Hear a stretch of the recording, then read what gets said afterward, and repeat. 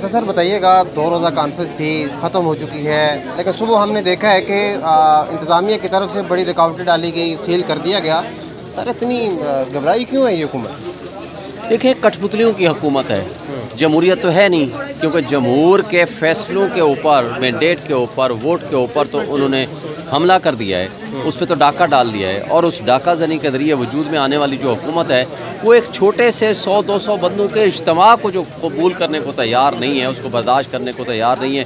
क्या कहेंगे कि ये जमहूरियत है? क्या ये आइन की हुक्मरानी है? क्या ये कानून की हुक्मरानी का कंसेप्ट है? हमारे मुल्क में यही जो बदनुमा चेहरा ये लेके जा रहे हैं, ये अपने ख़िलाफ़ लोगों को मज़ीद नफ़रतें पैदा कर रहे हैं। और ये कठपुतली जिस तरह मुसल्लत किए गए हैं, इस मुल्क में कभी हमने ऐसा नहीं देखा कि इतना सा छोटा सा एक इज्तिमा और उसको पहले 4 दफ़ा इन्होंने कैंसिल किया।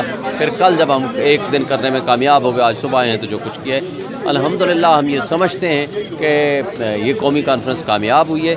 और इस कामयाबी के पीछे हमारे लोगों की जद्दोजहद है, हमारे लोगों की एक आज़ाद सोच है। अल्हम्दुलिल्लाह हम ये समझते हैं कि इससे बहुत बेदारी पैदा होगी, अवेयरनेस आएगी और लोगों की सोच जो इस वक्त है कि उसके मुताबिक वो अपने एजेंडा को मुकम्मल करने में कामयाब। अच्छा पहले भी सर ये कॉन्फ्रेंसेस होती रही, अलायंस बनते रहे, कुछ ज़्यादा पूरा असर अभी तक नज़र नहीं आ रहा, क्योंकि हमने देखा है कि हुकूमत ने 26वें यानी तरमीम आपने उसकी मुखालफत की, हुकूमत ने मंजूर करा ली और दीगर जितने भी मामला थे।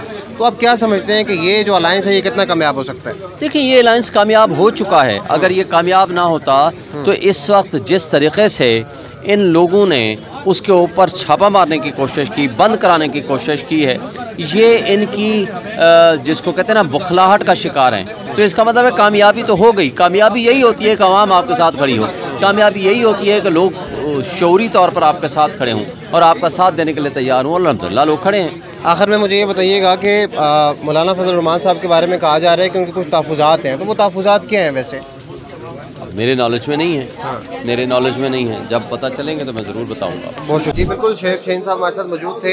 हमने बात की सुबह जो सुबह यहाँ पर जो मामला पेश आए, जो पार्टी के जो रहनुमा थे उनको अंदर नहीं आने दिया गया, अपोजिशन रहनुमाओं को जो है वो लेजेंड होटल रात को सील हुआ। और जब बात की गई लेजेंड होटल के मैनेजर से पाकिस्तान तहरीक इंसाफ और अपोजिशन की तरफ से, तो ये कहा गया कि प्रेशर है हम पर और प्रेशर की वजह से हम यहाँ पर आपको जो है वो कॉन्फ्रेंस का दूसरा जो दौर है उसको हम शुरू नहीं होने दे सकते, हमारी मजबूरी है। उसके साथ साथ कल एक और ख़बर जो सामने आई कि लेजेंड होटल में जितने भी सरकारी रहनुमा जो है वो ठहरे हुए थे, जो सियासी रहनुमा जो है वो ठहरे हुए थे, उनको जो है वो निकाल दिया गया था। उनको कमरे खाली करने के हवाले से अहकाम जो है वो जारी कर दिए गए थे। लेकिन अपोजिशन जो रहनुमा थे वो यहाँ पर आए और उन्होंने ये 2 रोज़ा जो कॉन्फ्रेंस थी उसका जो आखिरी रोज़ था उसको जो है वो इख्तिताम पजीर जो है वो हो चुकी है।